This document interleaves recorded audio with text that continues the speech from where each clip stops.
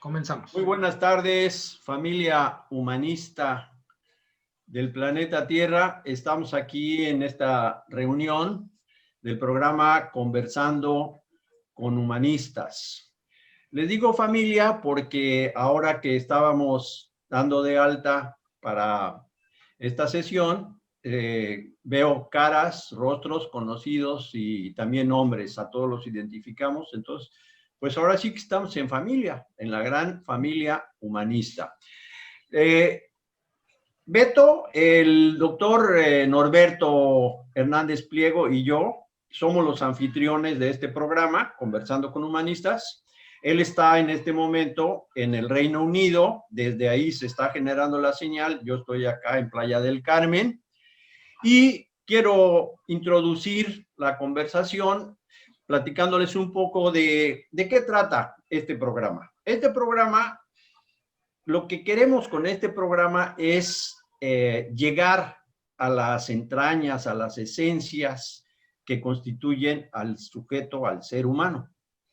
Entonces, por eso le llamamos Conversando con Humanistas y el canal en YouTube es Diálogos Humanistas. Ahí van a poder ver las grabaciones de las entrevistas que vamos realizando.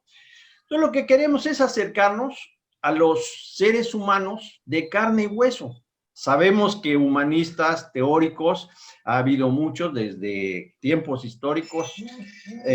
Ha habido gente, filósofos, ¿verdad? Sabemos de los griegos, Aristóteles, bueno, antes en Mesopotamia ha habido filósofos que han hablado acerca del hombre, del ser humano.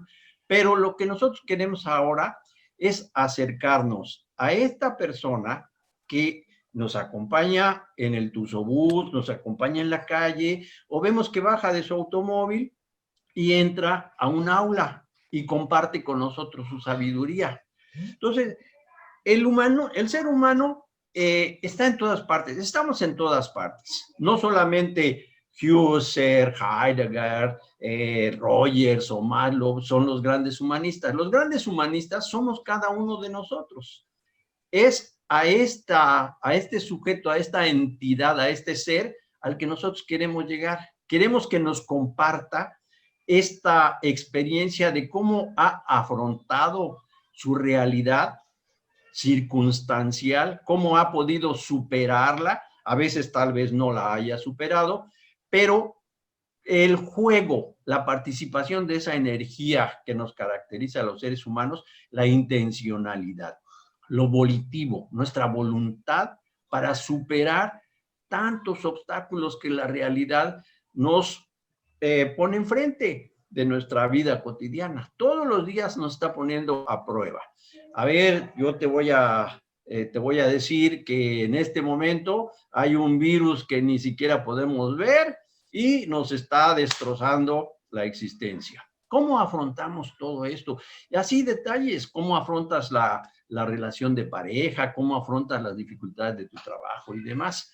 Y hemos seleccionado a un primer grupo de colaboradores o con las personas que vamos a compartir, protagonistas de estas sesiones, que son singulares en sus vidas, pero con quienes tenemos mucho en común. No, nadie es igual a otro, ningún ser humano es igual a otro, pero en esta diversidad sí tenemos experiencias que compartir, que nos pueden enriquecer. Entonces, nuestra finalidad es que enriquezcamos las posibilidades de nuestro desarrollo de potencial, nuestro desarrollo potencial, el potencial humano, a través de este compartir con los otros, siempre con la premisa de que vamos a dar lo mejor de nuestra personalidad, de nuestras personas, para que todos seamos mejores seres humanos.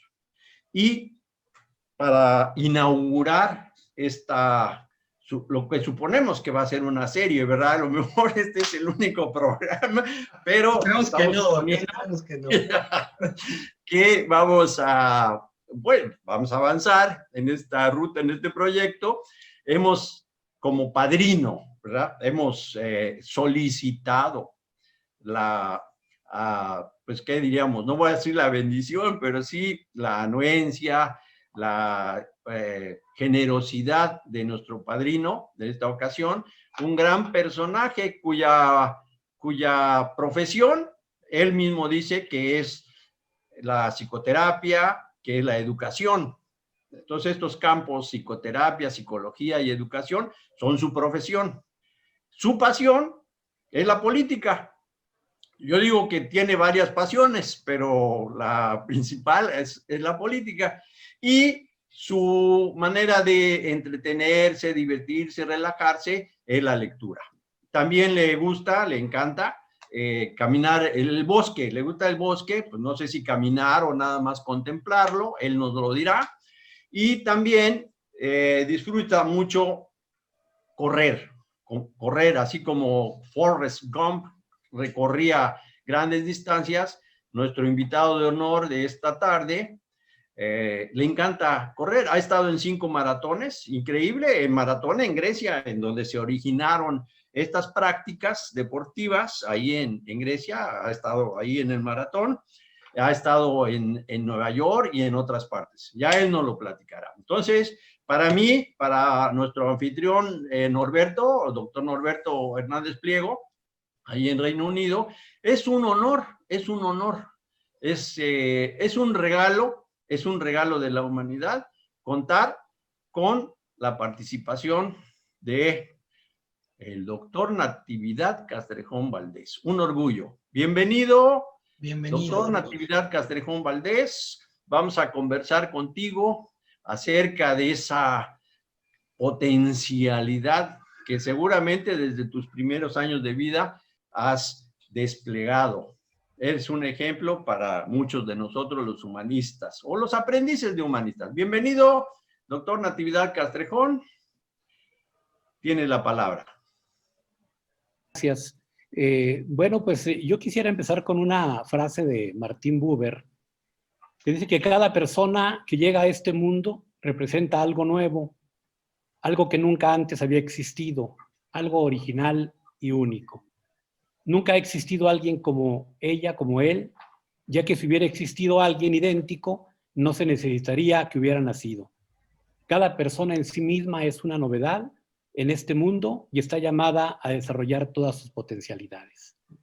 Entonces yo creo que esta frase sirve de inicio porque si su intención es platicar con sus invitados como su servidor y platicar de nuestra experiencia vital, de alguna manera contar y contarnos cómo ha sido nuestra vida una vez arrojados al mundo,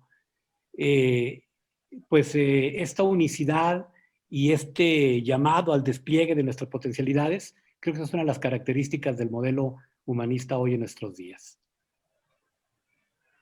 Muy bien, pues, ¿qué te parece si empiezas por platicarnos cuándo te descubriste a ti mismo ahí en tu añorable Zacatecas, Sombrerete, ¿verdad? Sí, Sombrerete es una ciudad ubicada al norte de Zacatecas. Soy el quinto hijo de una familia de 12 hermanos, mi padre, mi madre.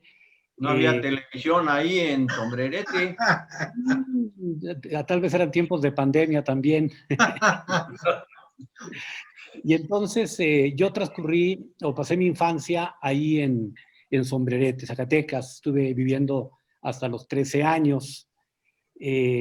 Cuando hablamos de quiénes somos como persona, pues yo digo que somos una mezcla de las relaciones que vamos teniendo a lo largo de la vida. Somos seres en relación y entonces cuando platico de cuál ha sido mi mundo, pues sin duda en ese recorrido, pues se incluyen los afectos, las creencias, los dogmas, los libros, las tías, los docentes, todas aquellas personas con las que me relacioné en la infancia y que de alguna manera, para bien o para mal, fueron siendo parte de mi existencia. Entonces ahí viví mi infancia. Es una ciudad minera, agrícola. Mi padre era un trabajador de la construcción, un hombre muy trabajador. Él tenía 3 grandes pasiones, básicamente era su familia, su religión y su trabajo. Y bueno, de él aprendí toda esta parte del compromiso, de la responsabilidad con uno y con el cuidado de aquellos que ama. Mi madre era una ama de casa, muy trabajadora, muy exigente, con mucha fuerza vital, con una determinación para enfrentar los retos que le ponía la vida. Y pues en esa mezcla, e insisto, con la compañía de mis hermanos, de mis docentes en la escuela primaria, pues llegué a la adolescencia. Bien. Oye, qué interesante. A mí me llama mucho la atención esto que nos dices, porque nos hablas de que tanto tu papá como tu mamá eran personas muy trabajadoras. Entonces, desde siempre el trabajo como que tiene una figura muy importante en tu vida, ¿no? Esto del trabajo, de la fuerza, de la energía. Y justamente otra palabra que también mencionas que a mí me llama mucho la atención, que son las creencias, las pasiones. ¿Cuándo descubres tú cuáles son tus creencias y cuáles conviertes tú en tus creencias? ¿Cuáles adoptas tú como tuyas? ¿Cuáles decides dejar de ladito y dices, esa creencia la respeto, pero la dejo a la distancia? Bueno, el lema del escudo de Zacatecas dice, el trabajo todo lo vence. Y es que Zacatecas es un estado semidesértico. Entonces, para que la gente pueda sobrevivir en ese contexto territorial, pues la obligación, la exigencia de la naturaleza les exige un trabajo muy fuerte. Hasta la fecha, pues, por fortuna cada vez menos, pero se exige mucho trabajo. Entonces yo aprendí que el trabajo no era una obligación, que el trabajo no era un castigo, que el trabajo no era una carga, sino que el trabajo era un acto de amor, que se trabajaba para poder acompañar en las necesidades cotidianas a la gente que amabas. Entonces, es una creencia importante. Yo en mi vida me asumo con mis respectivos años sabáticos como un tipo muy trabajador, pero el trabajo no solo por producir un bien, sino el trabajo como un servicio dedicado a alguien, el trabajo mediado con una mirada de amor y que sirva para otro. Yo creo que el trabajo meramente instrumental sería muy ocioso, sería muy tedioso. Más bien el trabajo como una oportunidad de servicio, como una oportunidad de ser útil, como una oportunidad de acompañar al otro también en su propio camino. Es una creencia improntada, así de manera directa, pues. Yo recuerdo con todos mis hermanos, siempre trabajando desde niños, pero en un ambiente festivo, en un ambiente de broma, de juegos, risueño. Insisto, cuando llegué a la vida adulta y aprendí a leer que los niños no deberían de trabajar, que los niños deberían de ser muy cuidados, pues yo realmente en mis creencias no tenía grabada esa parte, ¿no? Del trabajo como algo fuera de la familiaridad cotidiana. Pues hubo muchas creencias, ¿no? Las creencias religiosas de un pueblo pequeño, estudié en un colegio religioso, las creencias con respecto al dinero, las creencias con respecto a la familia. Y sí, con el tiempo, en mi propio análisis, pues pude digerir algunos introyectos, asimilarlos, hacerlos míos, la mayoría, y algunos sí, despedirme amorosamente, que es muy difícil porque atrás de cada creencia siempre hay un vínculo afectivo muy fuerte. Entonces, desprenderme de algunas creencias, pues finalmente es arrancarte un jirón de alguien que amas, pero que no coincides con algunas formas específicas de transitar la vida. Pues la realidad nos presenta condiciones, requisitos, circunstancias, sin preguntarnos. La realidad se estructura como ella decide hacerlo. Pero aquí tienes a un sujeto que está inmerso en una realidad. En tu realidad de joven, de adolescente, ya estás terminando la primaria, la secundaria, ahí, ¿cuáles fueron tus primeros encuentros con esta realidad circunstancial donde te diste cuenta, o en los que te diste cuenta, que tenías que poner de tu parte, de tu voluntad, de tu intencionalidad y de canalizar esa energía que traemos dentro, ese potencial energético que traemos, para lidiar con la realidad, sea para adaptarte o para transformarla, como haya sido. ¿Cuáles fueron tus primeras experiencias en ese sentido? Bueno, realmente lo aprendí, creo que de pequeño. Recuerdo tener unos 10 años, 11 años, y me gustaba invitar a algunos amigos a jugar a mi casa. Y a mi mamá no le gustaban las visitas. Mi mamá veía su entorno de relativa pobreza y me acuerdo que me decía, no me traigas aquí a mí, a estos niños ricos, pues que no ves quiénes son, no ves de quién son hijos. Pero hay una contradicción ahí, porque por una parte mi papá, a mí y a mis hermanos, nos insistía en que nunca nos fuéramos del pueblo, que ahí nos quedáramos, que la importancia de la familia, que ahí podríamos salir adelante. Y por otra parte, mi mamá, que cada vez que podía nos decía a nivel individual, hijo, en cuanto crezca, váyase de aquí, ¿verdad? Aquí hay mucho trabajo, pura pobreza, ahí sí en cuanto pueda, váyase, ¿no? Entonces, por un lado, el papá diciendo, quédate, y la mamá diciendo, si quieres crecer, tienes que irte. Entonces, yo a los 12 años recibí la invitación para irme a un internado en Uruapan, Michoacán, y ahí tuve que tomar mi primera decisión importante. Ciertamente una tía me alentaba mucho, un religioso me alentaba, pero finalmente era una decisión mía irme a Uruapan, que yo sabía que era un pueblo que estaba a 15 horas en aquel tiempo a una ciudad que estaba a 15 horas de mi pueblo, y ahí tomé mi primera decisión importante, cuando fui en complicidad con mi tía Pola, con mi mamá, fui preparando las cosas para, terminando sexto año, irme a Uruapan. Mi papá, un hombre muy respetuoso, recuerdo que un día él platicaba muy poco, un día le dije, oiga papá, pues me quiero ir a Uruapan, no recuerdo mucho qué me dijo, me dijo algo así como que no, pues que no tenía para él ayudarme, apoyarme en ese viaje, que había que reunir muchas cosas. Y entonces yo le dije, no, pues es que ya tengo todo, ya tengo mi beliz, mi ropa, mis cobijas, bueno, lo que un chico de 12 años piensa que necesita para vivir, ¿verdad? Y entonces ya mi papá me vio muy decidido y me dijo, no, bueno, pues si quiere irse, dígale a su mamá y que le vaya bien. Y ahí empezó un viaje que, como decía la canción de Alberto Cortés, yo estaba muy claro que era solo de ida al pasaje. Qué interesante. A mí me gusta recapitular todo porque voy a ir recapitulando algunas de las cosas que nos comentas y que nos dices los voy a ir aterrizando a este contexto pues donde todos somos humanos, ¿no? Donde todos somos personas.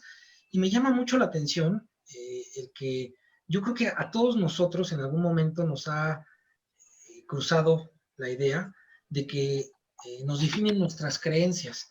Y claramente yo puedo ver cómo tus creencias las has modelado, las has construido tú. Sí, les has hecho análisis, las has trabajado, pero me gustó mucho la frase que nos decías de que tomas la creencia del trabajo como una forma de demostrar amor y no como un castigo, no como una obligación, no como algo pues pesado o tedioso. Esa parte me gustó mucho.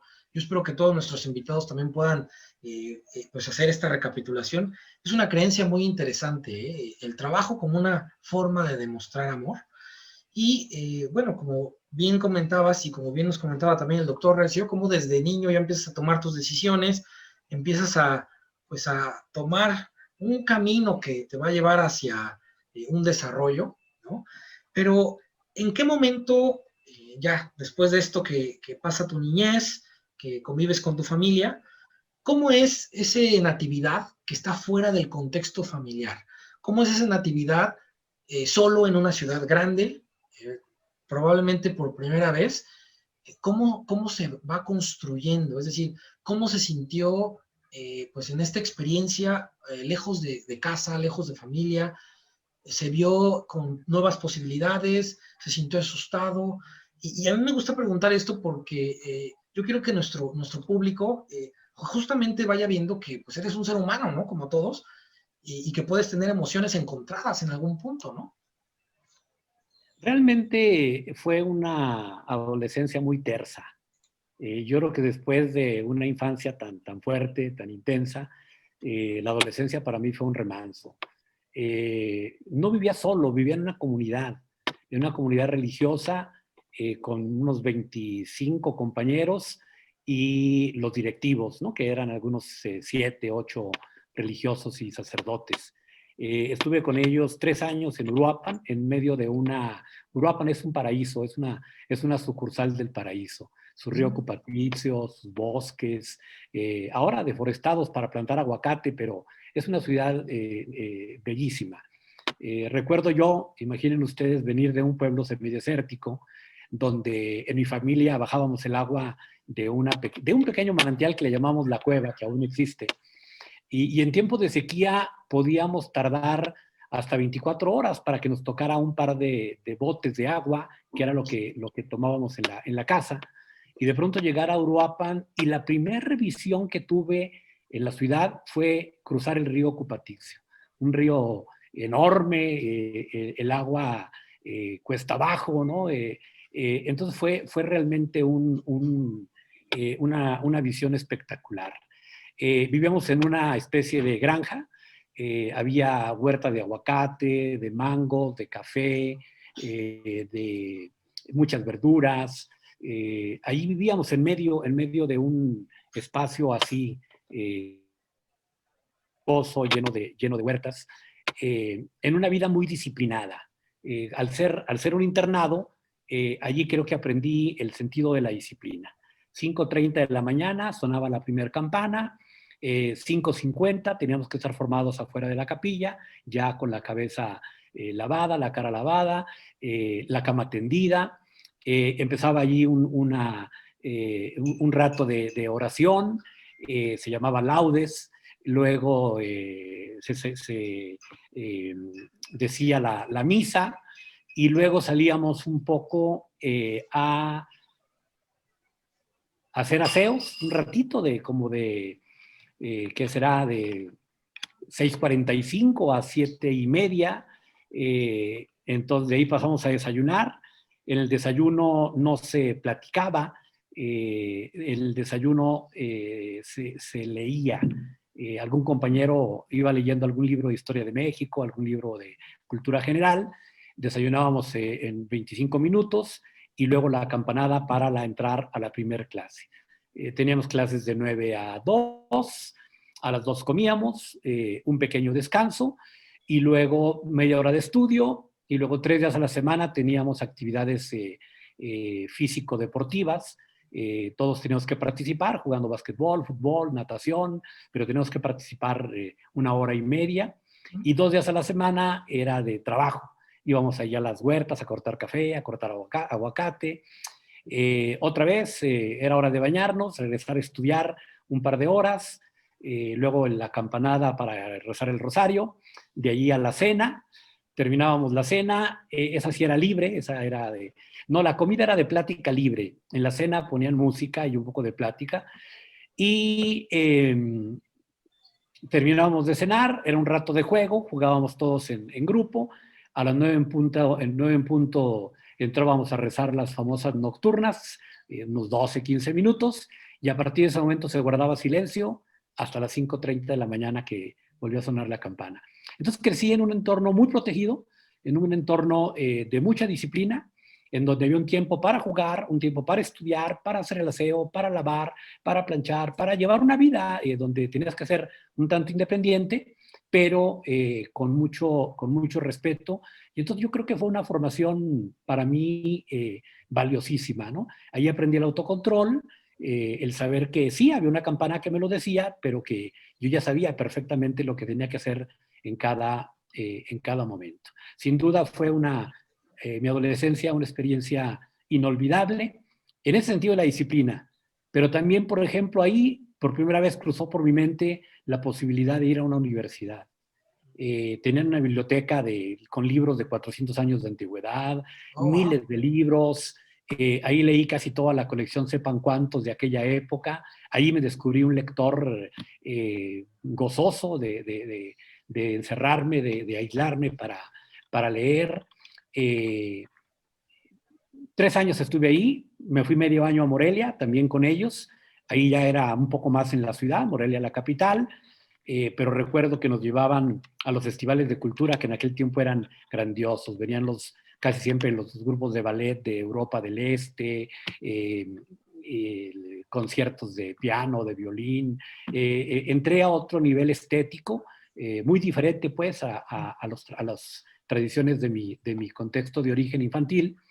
Entonces puedo decir con gratitud que fue una época realmente excepcional, donde se plantaron las bases para imaginarme un futuro con libros, un futuro como docente, poder ir a una universidad, cosa que estaba para mí vedada antes de salir de mi pueblo. Bueno, entonces tomamos la idea de las campanadas, pero aquí dieron las 12 campanadas y se acaba la fiesta para Cenicienta. Ese remanso de paz, ese reflexionar y ese vislumbrar una vida hacia lo académico, orientada hacia lo académico, se termina y regresas a tu ciudad donde habías crecido, pero ahí como que no pasa nada, ¿no? En la ciudad. Y el siguiente reto que enfrentas en tu existencia es tu viaje a la Ciudad de México. ¿Está bien? Bueno, sí pasa, ¿eh? Sí pasa, porque la preparatoria fue un tiempo excepcional. Bueno. Fueron A los ver. 2 años y medio que trabajé más cercano con mi papá, con mis hermanos, el más grande Juan, el más chico Nacho, Arturo. Fue un tiempo en que, pues realmente ahí donde siento que me hice hombre. Ahí la campana no sonaba, pero mi papá nos despertaba a la misma hora, 5:30, 6 de la mañana. Nos íbamos a trabajar, trabajábamos con él de 7 de la mañana a 1 de la tarde en los trabajos propios de la construcción. Y a las 3 de la tarde entraba a la preparatoria, de 3 a 9. Tuve una etapa también muy bella en la preparatoria. Después jugábamos básquetbol, tuve mi primer novia. Me asumí como un adulto, porque en los pueblos la adultez se logra desde los 16 años, nada que a los 28, o sea, a los 16 ya eres prácticamente un adulto, y eso me dio mucho poder, saber que podía trabajar, que podía, mi papá nos pagaba como a cualquier albañil, me decía, ¿cuántos bloques hizo? Ah, pues tanto, le toca tanto. ¿Cuántos camiones de arena te trajeron esa semana? No, pues tanto, le toca tanto. Y entonces aprender a trabajar, aprender a resolver problemas, a ganar dinero, a cruzar la preparatoria, una preparatoria de cooperación, así le llamaban, por cooperación, en un pueblo muy pequeño, ¿no? Donde un grupo de maestros que daban clases en la secundaria técnica, de manera gentil, de manera honoraria, ellos decidieron juntarse y hacer una prepa donde no cobraban ellos como docentes, y a nosotros nos cobraban una cuota mínima, era una aportación a la comunidad. O sea, yo crecí en un lugar donde el sentido de comunidad se vive como algo cotidiano. Entonces sí pasó en la prepa me hice hombre. Oye, Muy bien. qué Y interesante. de ahí Qué a interesante. Ciudad de México. Y de ahí, pues yo quería estudiar, fui el primero, aunque soy el quinto de familia, fui el primero que decidí ir a la universidad y que tuve la circunstancia, la posibilidad de decir, quiero ir a la universidad. Entonces busqué, como me gustaba la política, me acuerdo que cuando algún candidato a la presidencia de la República visitó mi pueblo, me eligieron como el joven que diera el discurso de bienvenida a nombre de los jóvenes. Y bueno, pues ahí empecé a interesarme más de lleno en la política. Aclaro que en la secundaria se me sembraron muchas ideas de que había que participar en política, de que la política era una labor común y que había que participar haciendo ciudadanía. Y bueno, pues ahí empecé en la prepa de esa manera. Algún día recuerdo a un diputado que aún vive y que tú conoces, es de tu generación, Enrique, Bernardo Batis. Bernardo Batis era el coordinador de esa campaña nacional. Después de mi discurso me felicitó y me pidió que lo acompañara a varios municipios. Y me fui con ellos 3 días a municipios allí de Zacatecas a dar mi discurso con los jóvenes. Y ya me dijo, ¿qué vas a estudiar? Yo dije, pues aún no sé. Y él me dijo, pues mira, yo estoy en México, si te animas allá te espero. Empecé a buscar, llegaba un periódico llamado Excelsior a mi pueblo, lo leía en las noches, y ahí veía anuncios de la Universidad Nacional Autónoma de México, entre otras. Pues me animé, empecé a platicar con mis hermanas, con mi mamá, y de la misma manera, una noche cenando, con mucho miedo, ahora sí como dijera Kierkegaard, con temor y temblor, eh, eh, le dije a mi papá, oiga, quiero irme a estudiar. Él se asustó mucho, le daba mucho miedo ese tipo de compromisos. Tenía muchos hijos, tenía que trabajar muy duro para sacarnos adelante y como que le daba mucho miedo el que alguien se fuera lejos y que implicara costos, ¿no? Económicos y la distancia. Cuando le dije que quería estudiar, me dijo que qué, eh, dónde, y ahí pues yo solté mi reverencia, le dije, pues yo me quiero ir a la Ciudad de México. Su respuesta fue automática y me dijo, no, si quiere busca algo en Zacatecas. Yo me sentí como enojado y entonces me dijo, yo no tengo dinero. Mi hermana Ceci, que empezaba a trabajar en el banco de cajera, luego se metió y dijo, yo le ayudo con dinero, ¿no? Y yo muy valiente, pues le dije a mi papá que no le estaba pidiendo permiso, que le estaba pidiendo, que le estaba avisando, que no le estaba pidiendo dinero, que le estaba pidiendo permiso. Mi papá, muy como siempre, en pocas palabras, me dijo, pues si quiere permiso, pues que le vaya bien. Ahí voy, a la Ciudad de México, una ciudad inhóspita que no conocía, que nunca había estado allí, que no tenía ni idea de qué era, pero que eso que llaman intencionalidad desde el punto de vista jurciano me llamaba. Yo sentía el grito de la vida, sentía el anhelo de la vida y sentía que ahí era mi lugar. Qué profundo y qué interesante, porque yo creo que cada uno de los que estamos escuchando esto, todos los participantes incluidos, en algún momento han sentido ese llamado, ¿no? El llamado de ser, el llamado de ir, el llamado de formarse un futuro. Y a mí me llama mucho la atención, me imagino a este joven Natividad leyendo, descubriéndose a sí mismo como un lector ávido, ¿no? Y devorando libros, me lo imagino empoderado en esta etapa de preparatoria, estudiando, logrando cosas. En algún momento, toda esa formación que tuviste de leer, de disciplina, contrarrestó o chocó un poco con tu familia, es decir, con tus hermanos o con alguna persona que tal vez tú querías hablar de algún libro, de algún tema de política, de algo que a ti te interesara y no había nadie a tu alrededor con quien pudieras hablar, te llegaste a sentir solo. Me queda claro que pues llegaste con gran ventaja, regresaste con gran ventaja y aún así trabajaste pues en algo duro, un trabajo difícil. ¿En algún momento tú te sentiste frustrado de decir, bueno, ¿cuándo va a cambiar mi situación? ¿O para qué leí entonces si estoy trabajando en este sentido? No sé, esa es mi pregunta. Y yo creo que el público que nos está escuchando se va a identificar mucho contigo porque es algo que constantemente dentro de las aulas a veces escuchamos. Pues, ¿para qué lo hago? ¿Para qué leo? ¿Para qué? ¿No? Entonces, no sé. No, realmente no, porque pues en la casa se hablaba de cosas de familia, con mi papá pues de cosas de trabajo, mi mamá pues era una mujer que todo el día corría, tenía que correr, ¿no? Preparar el desayuno, nos íbamos todos a estudiar o a trabajar y había que preparar la comida y luego había que preparar la cena y tenía hermanos chiquitos, yo, entonces pues no había mucho tiempo de platicar, ¿no? Pero la parte intelectual la pude enriquecer con mis docentes de preparatoria. Por lo menos hubo dos que me tomaron así como de aprendiz, el maestro José García, que nos daba ciencias políticas, y el maestro, ahorita se me fue el profe Darío Hernández, que era el director. Ellos me tomaron y tal vez me veían algún potencial, algún talento, me estimulaban mucho, me dejaban trabajos, me prestaban libros, me insistían que podía irme. Allá hay una cultura de irse a Estados Unidos cuando uno pasa la adolescencia.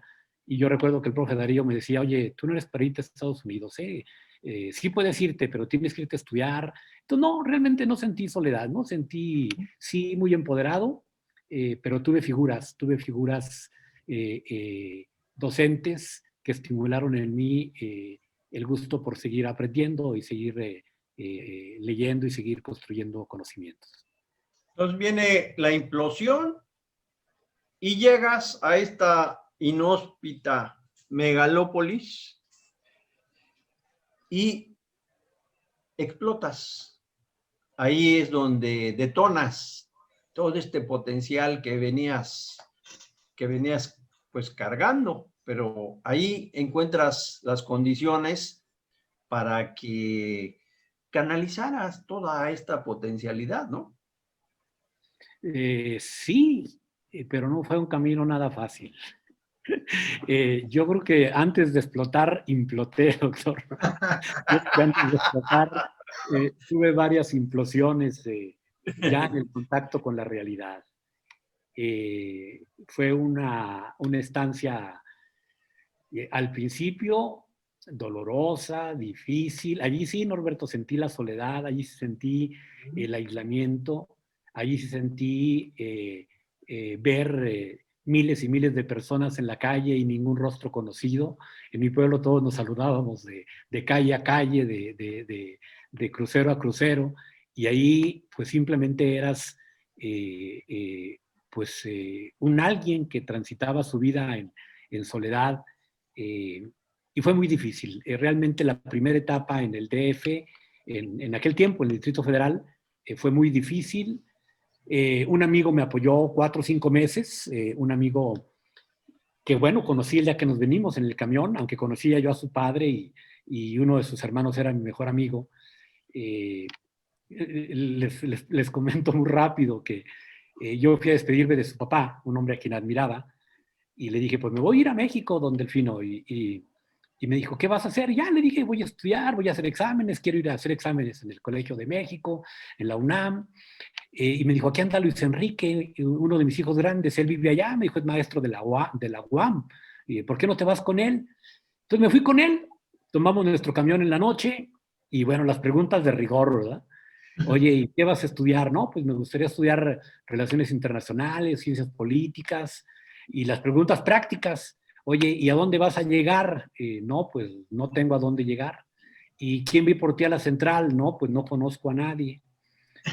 ¿Has venido antes al Distrito Federal? Digo, no, pues nunca he venido. Ah, caray, ¿y cómo te imaginas el DF, verdad? ¿O qué te imaginas que vas a hacer, verdad? Entonces, para mí todo era fácil. ¿Quién tuviera 18 años, no? Y entonces le dije, no, pues yo vi que en el periódico anuncian muchos cuartos de asistencia, les traigo un poco de dinero, voy a buscar un cuarto de asistencia cerca de la UNAM, voy a ir a la universidad, voy a ver los exámenes cuando son. Yo llevaba pues mi lista interna de pendientes, pero sin ningún conocimiento del contexto. Yo recuerdo que después de esa plática me decía Luis Enrique, oye, ¿y cómo te dejaron venir así? Y entonces yo le decía, no, pues reitero lo que te decía hace rato, en los pueblos a esa edad ya eres un hombre, ya muchos a esa edad ya se casaron, muchos a esa edad ya están teniendo responsabilidades de adulto, entonces pues yo así me sentía, ¿no? Sí con la incertidumbre, pero también con la fuerza interna de saber que podía hacerle frente a lo que viniera.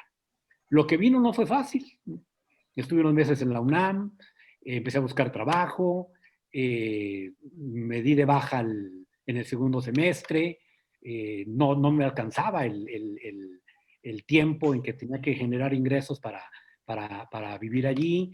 En la UNAM tuve un maestro gay que me acosó hasta que me espantó y era un tema prohibido, el tema de la sexualidad, ¿no? Entonces, pues yo no me atreví a hablarlo prácticamente con nadie, simplemente me aislé y dejé de ir a la universidad. Fue mi primer fracaso en la UNAM.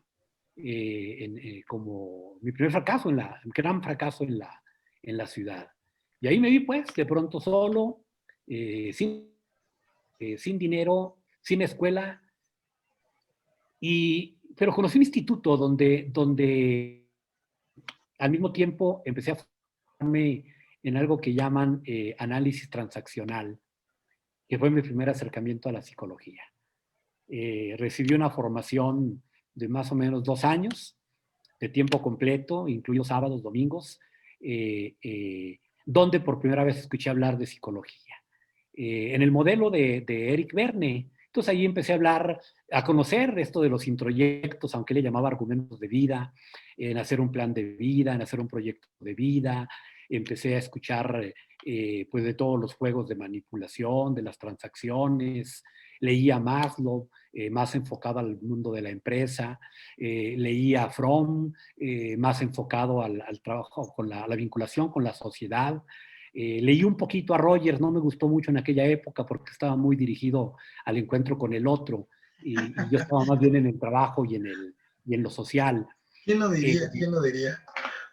Pues ahí recibí esa formación que me permitía al mismo tiempo trabajar en esto que le llamaban antes pirámides, pero bueno, que era un modelo para vender perfumería, joyería, cosas de ese tipo que me permitían pagar mi casa de asistencia. Recibí mi formación como analista transaccional y que finalmente, después de 3 años de haber salido de mi pueblo, recibí mi diploma como un instructor de análisis transaccional. ¡Wow! ¡Qué historia! De verdad es que cada una de las etapas que nos vas platicando tiene muchos elementos pues que nos dejan como lecciones importantes de vida. Tu primer fracaso que nos compartes, tu primera lucha, tu primera parte de sentirte solo, ¿no? Y de ver tal vez que la vida no es tan sencilla, que la vida no es tan fácil, o que hay que considerar algunos otros factores. Y también tu primer acercamiento a esto de la psicología, de la fuerza de la mente, cómo trabajamos, lo que nosotros empezamos a hacer. Y bueno, esto ya ahora sí nos lleva a la parte, pues como a la pieza, ¿no?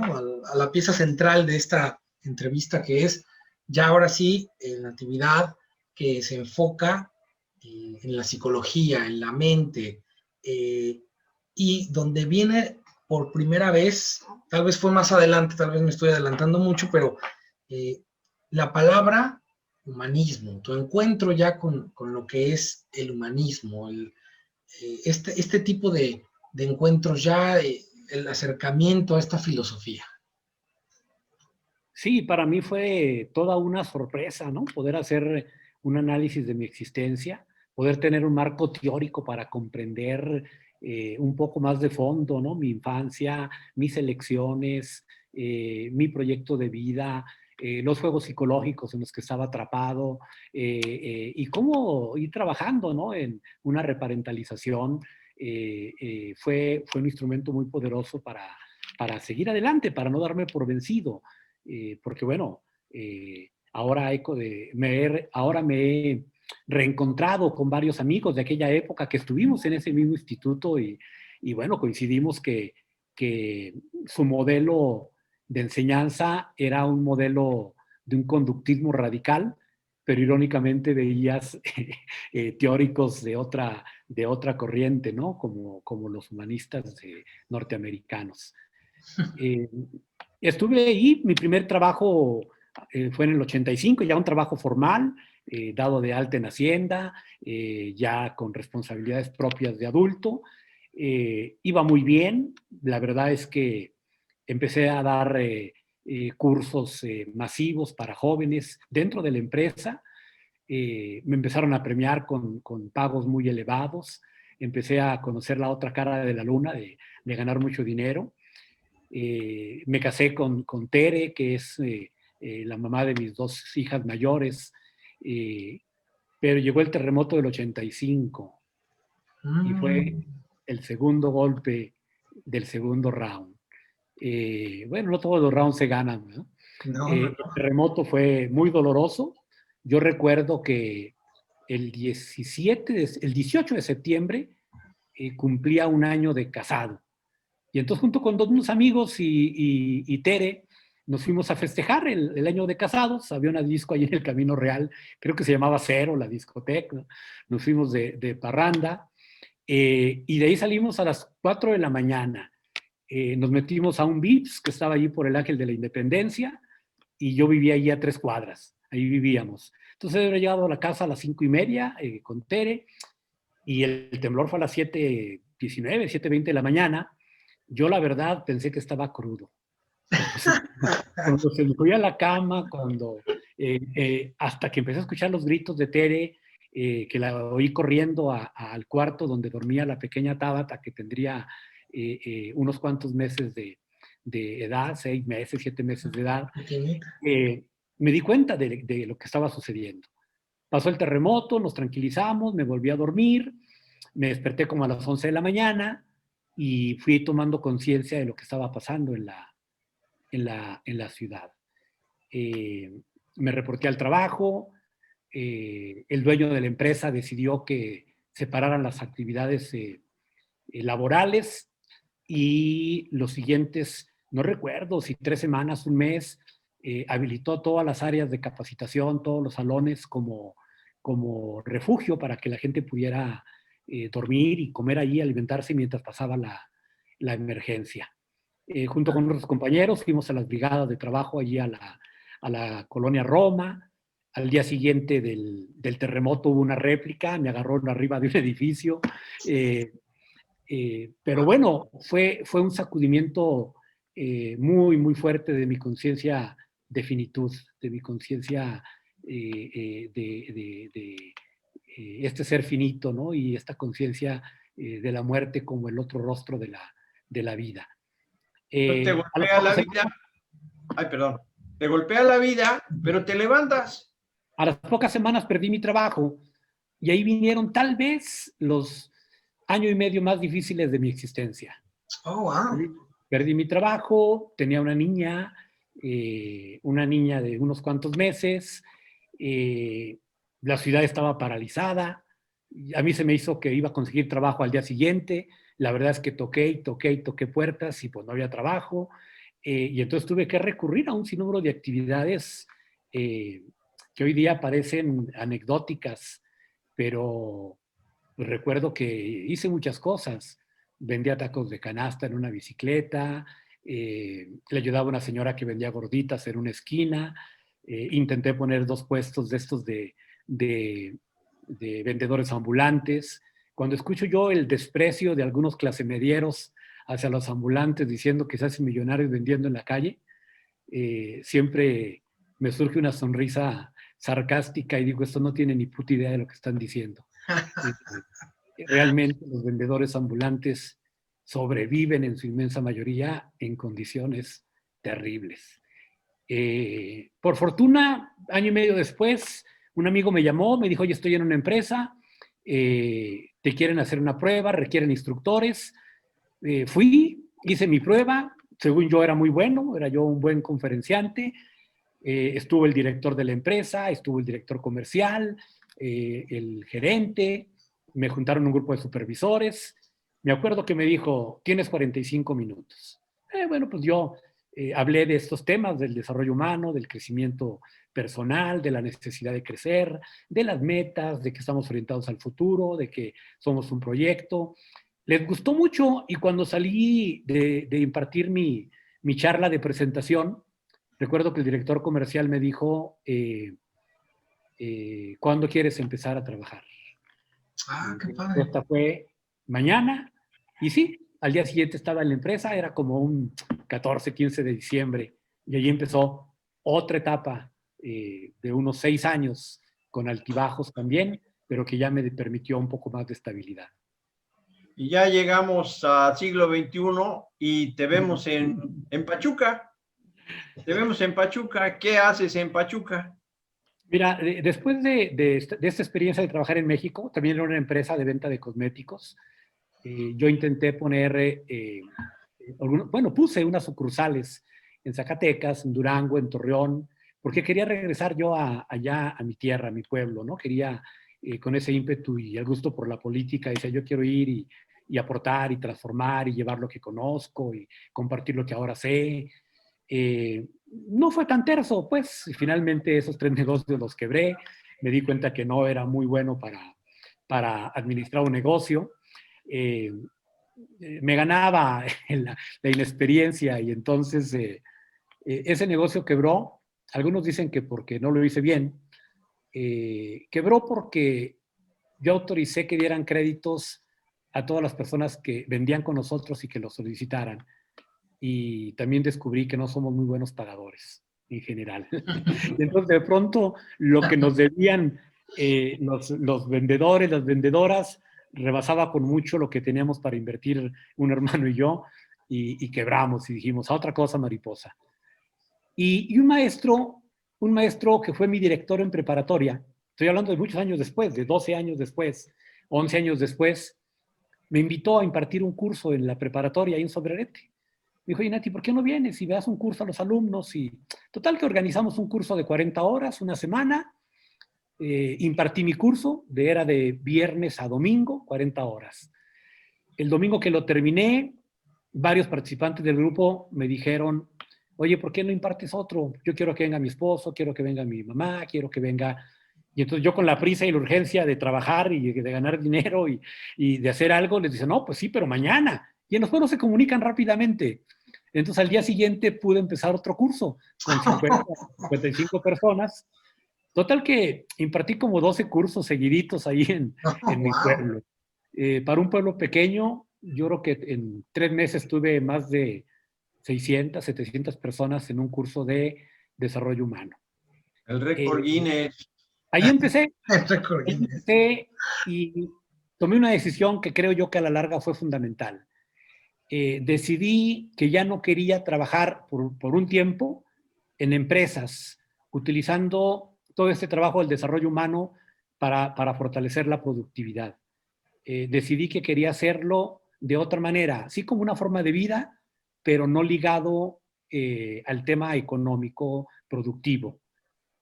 Y me invitaron a una escuela de Durango con los maristas, me invitaron a impartir unas conferencias para padres de familia, para docentes, para alumnos, y allí empezó un camino que sin quererlo, pero que después me acoplé a él.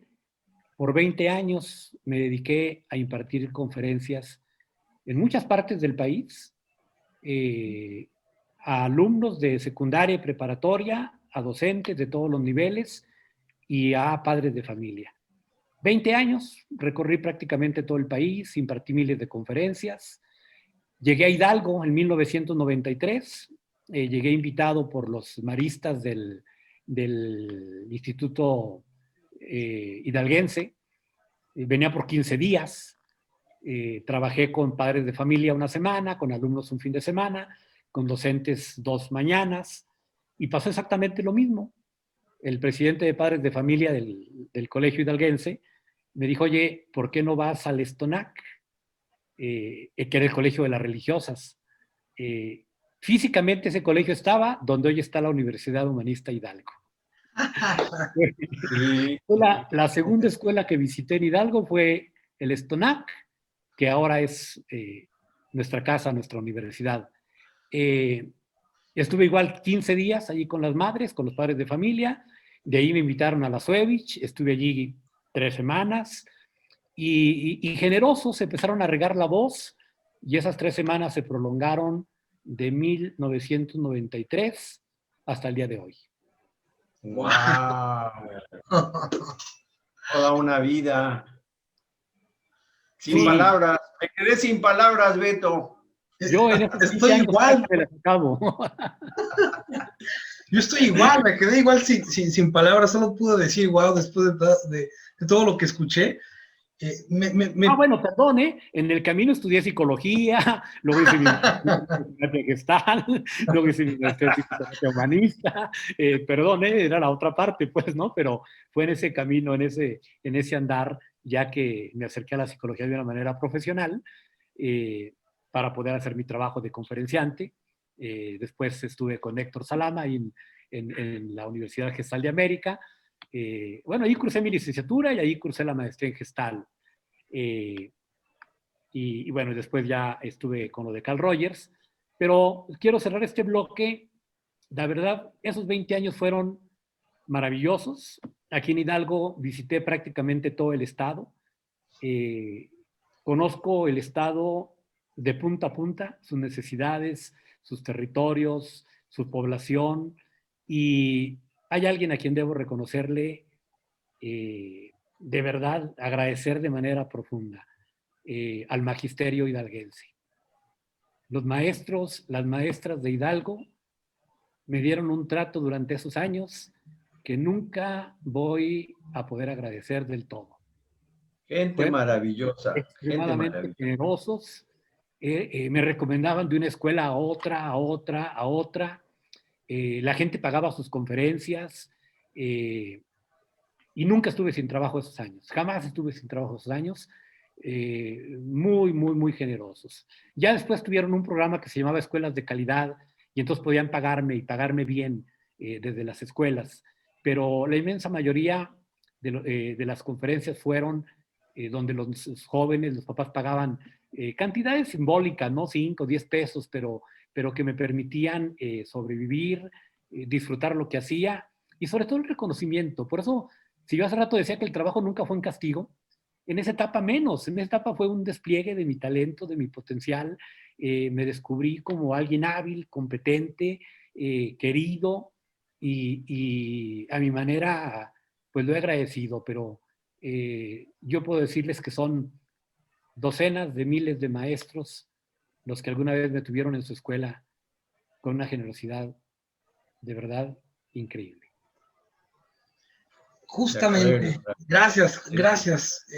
Justamente estamos llegando al punto donde podemos ver este lado humano, esta persona que es Natividad Castrejón y que va o trasciende a todas las teorías, trasciende a todo. Esto es lo interesante. Hemos hablado de la formación 10 minutos, 5 minutos, y hemos hablado de toda la experiencia de vida, todas las emociones que has tenido durante todo este transcurso, la gran mayoría de esta plática, y eso es justamente lo que queremos lograr en este canal, que la gente vea el ser humano que hay, ese ser humano que trabaja, que se esfuerza, que tiene anhelos, que es apasionado, pero al mismo tiempo también las circunstancias que has tenido, y a mí me llama mucho la atención cómo también has tenido tus derrotas, tus fracasos, cómo has tenido negocios que no han sido fructíferos, cómo de verdad desde el fondo del corazón puedo ver cómo te sientes agradecido con el magisterio hidalguense, ¿no? Es algo que estamos conociendo ahora sí de una manera muy bonita a lo que es Natividad, a la persona. Y eso es justamente el objetivo de este canal, ver que el humanismo se centra en la persona, y esta persona que tenemos hoy en día en esta plática, en esta entrevista, es una persona con una ética enorme, una filosofía de trabajo increíble, pero también una emoción que no puedes frenar, o sea, que desborda, la pasión desborda, se enciende, en tus ojos se enciende esa llama cuando empiezas a hablar de cómo encontraste la vocación a lo que tú eres, lo que a ti te gusta, lo que te hizo crecer, ¿no? Y eso es justamente lo bonito. Oigan, pues siguen los mensajes, la verdad es que ya el tiempo, habíamos planeado una sesión de 30, 40 minutos, ya nos alargamos a más de una hora, entonces nada más quiero leer los últimos mensajes. Le cedo la palabra al doctor Recio para que despida a nuestro anfitrión. Les demos las gracias a todos los que nos acompañaron. Por favor, suscríbanse al canal Diálogos Humanistas, suscríbanse al canal, denle like, compartan. Esto nos ayuda muchísimo para que podamos seguir haciendo esto más grande. La idea es justamente, como les digo, hacer un catálogo de las mentes más brillantes y de los seres humanos más increíbles con el pensamiento humanista en América Latina, y tenerlos todos en una recopilación para que ustedes lo puedan ver las veces que quieran. Voy a leer nada más el mensaje de Rosaura, que dice: muy buenas tardes, realmente me siento halagada de estar en este momento con grandes humanistas y que en algún momento de mi vida cada uno de ustedes transformaron mi existencia. Universidad Humanista de Hidalgo cambió mi visión, cambió mi vida. Doctor Natividad me motiva a escucharlo y a seguir transformándome. Doctor Recio, mi admiración. Doctor Norberto, cada palabra en la maestría la llevo en mi corazón. Un gusto. Y Ismaelina Pérez nos dice: mi admiración y respeto para el maestro Natividad Castrejón, que escuchando su historia comprendo por qué esa calidad de persona. creo que todos nos sentimos igual, Ismaelina, entonces te doy la razón. Doctor, les cedo la palabra. Pues el doctor Norberto Hernández Pliego y yo estamos agradecidos con todos ustedes por esta respuesta favorable. Convocamos con esperanza, con el ánimo de conjuntar un grupo, pero lo que hemos encontrado es una familia que nos reivindica como seres humanos y que en esta ocasión, halagadísima esta sesión, o con la participación, el haber compartido del doctor Natividad Castrejón. Realmente es un ser extraordinario y algún día uno de ustedes va a estar aquí presente y vamos a estar compartiendo con él o con ella ideas. Todo. Muchas gracias, doctor Nati, y a ustedes nuestro agradecimiento por este apoyo. Es un respaldo muy fuerte el que nos están dando y pues queda el canal abierto a partir de mañana a mediodía. Ahí pueden consultar. Muy bien, muchísimas gracias. ¿Otra cosita, Beto? Doctor Nati. Doctor Nati. Muchas gracias, Norberto. Mucho éxito en este proyecto. Enrique, gracias por acompañar a Norberto. Les deseo mucho éxito y cuenten con nosotros para lo que podamos colaborar también en el proyecto. Claro, un patrocinio no nos caería mal, pero está bien. Bueno. Bueno, pues agradecido y... Fin, la verdad es que tenemos varios mensajes que nos están felicitando. La verdad es que creo que hay mucho más que decir de quién es Natividad Castrejón, de esta maravillosa persona. Y bueno, esperemos que tengamos parte 2. Eso es lo que esperamos, aparte de todas las demás personas que, como bien dice el doctor, tenemos pensadas invitar. Por favor, les recuerdo, vayan, visiten el canal YouTube Diálogos Humanistas, que estará disponible mañana a partir de las 12 del día. Suscríbanse, denle like, ya saben, campanita, para que vayan viendo las notificaciones de cuando tenemos una entrevista nueva, ¿sí? Y dice muchas felicidades, Diálogos Humanistas. Entonces, pues de mi parte es todo, gracias, y no se pierdan la próxima entrevista.